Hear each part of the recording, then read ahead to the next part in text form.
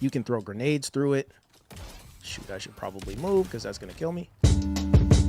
Okay, turn it off. That's all we can afford. What's going on, you guys? Steve here, and I'm really excited because today I'm going to be showing you guys my favorite current gen game, Splitgate Arena Reloaded. I had to kind of catch myself. I almost said Splitgate 2, but we'll get to that. In this video, I want to go into the training mode, show off some of the core mechanics, and also yap about the game, talk about the good, the bad, kind of why the game isn't really big anymore. And yeah, let's get into it. So when it comes to this game, I just really enjoy the movement.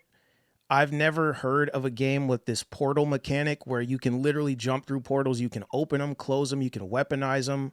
There's all kinds of ways that you can use them to weaponize for offense, defense, movement, all kinds of different things. You can use them for fake outs. You don't even have to go through them or shoot through them. You can just chuck them up there to just strike the fear of God into your opponents. It's just very refreshing because I haven't played a game like this. I'm not really into modern gaming right now. This whole PS5, Series X, Series S, whatever generation, I'm just not nuts about it. I'm not a hater or anything. I think I just have a lot of the same talking points as everyone else. There's just a bunch of microtransactions. The games are really expensive. They don't really last that long.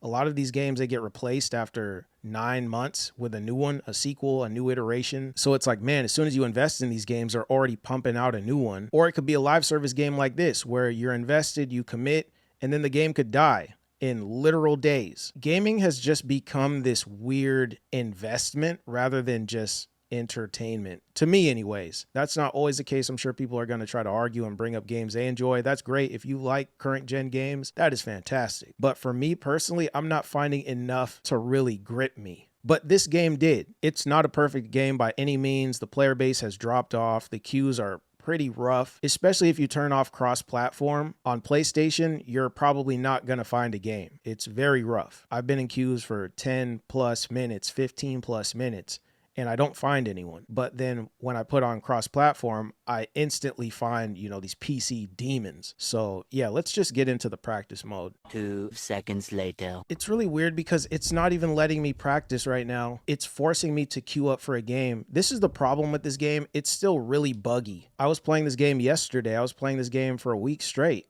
and I could literally just go into practice range from that main home screen, but now you can't do it. So that's a problem. Every single day I open this game, there's some type of bug, there's some type of issue, and it's kind of annoying because I want to like the game, I want it to prosper, but there's just all this crud going on where it just ruins it. I'm willing to give it a chance, but a lot of people aren't down to pony up and deal with it, and you know, they're valid for that. This is an arena shooter for all platforms. It's on the PS4, it's on the Xbox One, it's on everything, PC, all of it. It's very reminiscent of Halo or Unreal Tournament, more so Unreal Tournament, I would say, because it has the whole power weapon system and you just run and gun, and there's various modes. All of the modes, because the player base has dropped off, they're all kind of dead. So your best option is probably King of the Hill or Team Deathmatch. Those are the two modes where for sure you can get a queue in within a minute. All the other modes, it might take some time, especially if you turn off cross-platform and you only have it set to other consoles specifically.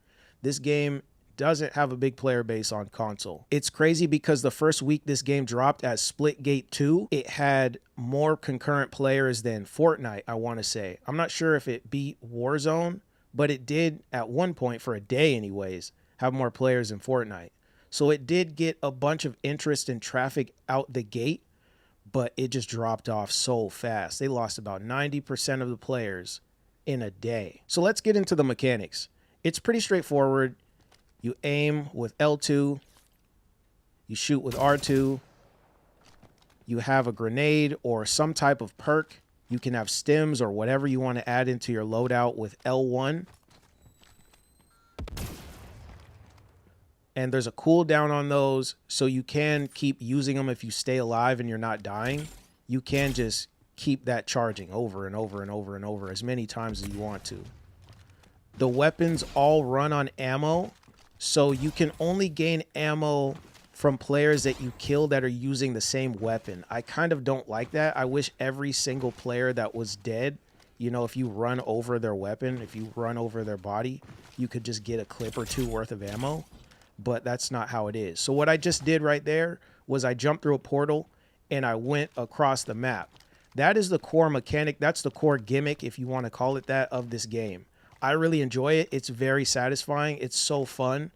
And how you do that, I have my buttons mapped differently, but essentially you open a portal with whatever your portal button is, and you click, and then you go to another portal, and you press another one. You can place them on any of these navy blue walls. They're all over the place. Usually they have them like up in the ceiling. They're all over the place, on the floor. They're everywhere.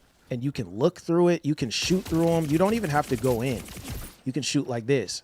And somebody could actually see you shooting. That's my body right there. I can actually shoot myself, so I can take damage. See, I'm shooting myself right there. You can jump through it. You can set up another one. You can kind of straddle it like this. I'm moving kind of slow because I just want to show it off. But, yeah, you can get kind of crazy with it. Set them up all over the place. And you can close them, too. So if someone's chasing you, let's say someone is behind me. I can open one there, boom, and close it. There's a button to close it. So now this isn't open anymore. Something they added when they re-released the game was this mechanic called portal overload. And that's essentially when you click 2 portals on the same wall and you see it turns it red. Nobody else can add portals. I can't add anymore. I can't modify these. I can't change these. As long as I'm alive and I have 2 portals set up on one wall, nobody else can jump through it, add their own, override my own. Your teammates can override your portals. The enemies can override them. But if you put 2 on the same wall, nobody can touch it. They're only forced to go through yours. You can shoot through these. You can kind of angle them. You can do whatever you want. You can throw grenades through it. Shoot, I should probably move because that's going to kill me. So that's the core mechanic of the game. Basically, you can weaponize these portals and use them for whatever you want. You can sneak behind somebody at an objective like this. You can shoot through it. You can get all sneaky. You can close them up if somebody's behind you so they're not tracking you. I just really enjoy that portal mechanic because it's just so different. Like, I've genuinely never heard of this before. It's so different and so fresh. It's been really fun for me trying to learn it. And that's why I keep coming back to the game. In this game, you understand the map and the flow of the maps, but you also understand the flow of these portals, which ones connect and which ways that you can get to certain objectives faster and how you can get behind their spawn. And it's just really cool trying to figure this out.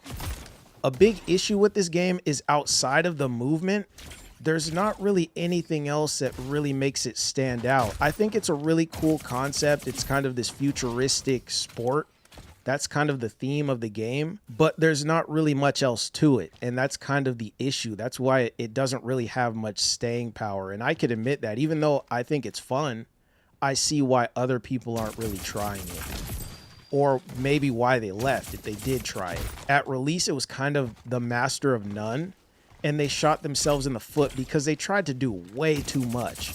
They had this hero shooter mechanic where they had 3 different factions, where each faction had certain perks and there were certain guns that you could use with certain characters. One of the factions had this shield mechanic where you could literally just plant a shield like my grenade here. That would just be a shield that would pop up. There was another faction that had literal wall hacks where it would scan all of the players across the map for about 10 seconds and all of your teammates could see it. So if every single player on your team had this same faction, had that same character, that hero or whatever you want to call it, they all had wall hacks. So you could activate yours and you could show the players for 10 seconds. As soon as that runs up, one of your teammates can use theirs, and then another teammate, and then another teammate. So you're just perpetually scanning and having wall hacks. And the same goes for the faction with shield. In modes like Capture the Flag, it's called Split Ball, or King of the Hill, where you're basically trying to control a point, you'd have entire teams where they're all using the shield perk and they're just spamming it. So you can't get around them. They're all just shooting you behind these walls. And that was another issue, is that it wasn't just a wall for defense. They could shoot through them, but you couldn't shoot from the other side of it. So they had a lot of these weird things that they added that just really turned people off, and they were kind of game breaking. On top of the bugs, there's bugs from Splitgate 2 when that released in, I believe, summer of 2025. and they're still in the game today. Sometimes these grenades don't register. I can stick people and they don't die. It doesn't go off. It doesn't explode. That's something I deal with all the time. Every single time I play this game, that happens. Where I might stick someone and they're still alive. It doesn't explode. There's no animation. There's no damage. It just doesn't work. But you can see clearly the grenade is stuck to them like that. And there's audio feedback too. So that's a problem. There's certain maps where I get these weird black spots where if I walk to a certain point, let's say like I walk right here, for whatever reason, my screen just goes black. But if I move to the side, or if I step back, or I go forward out of that little area, I can see again. And it's really strange. It like sends me to the shadow realm or something.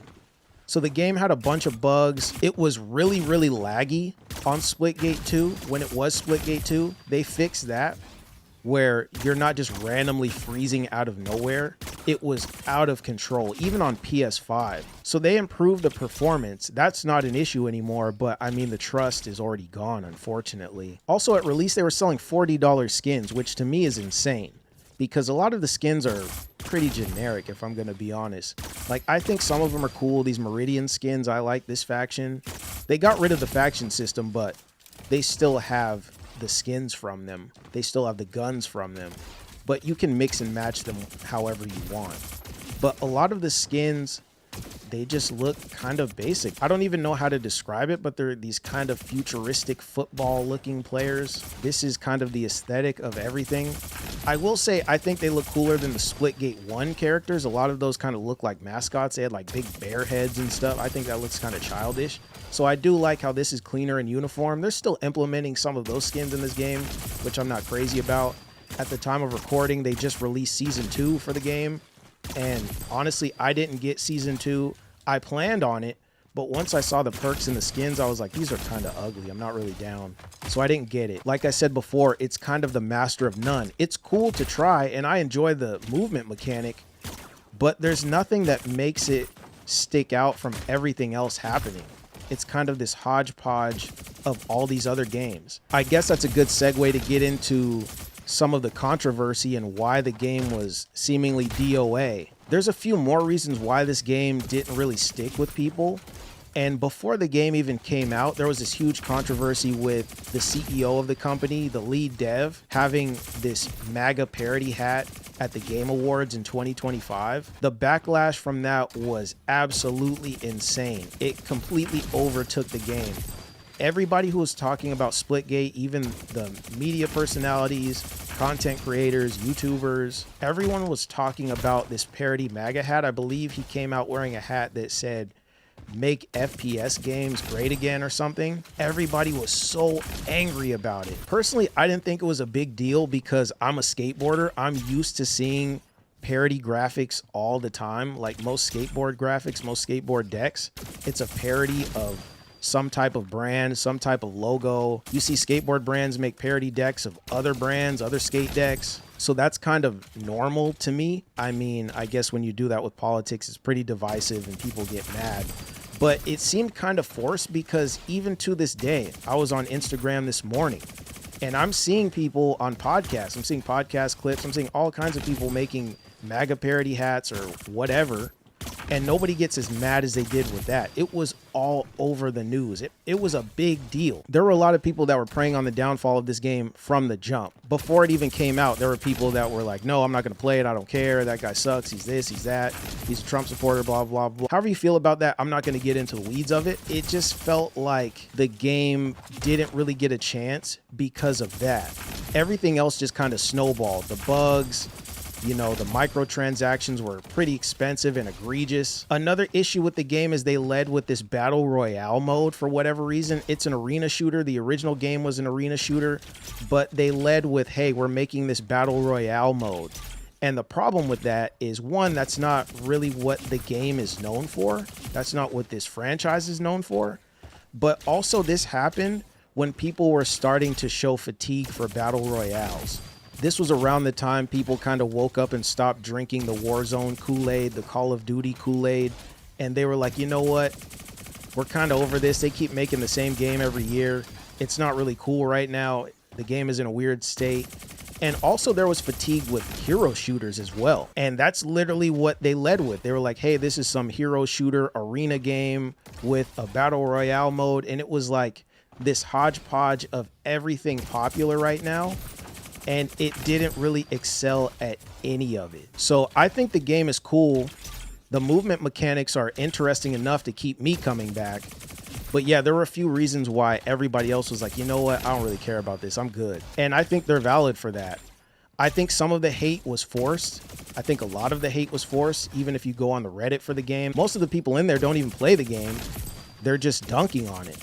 Most of the people in the Reddit for this game are just shaming the other users. Like, why are you guys in here? The game is dead, it sucks, you're a loser for playing this, what's wrong with you?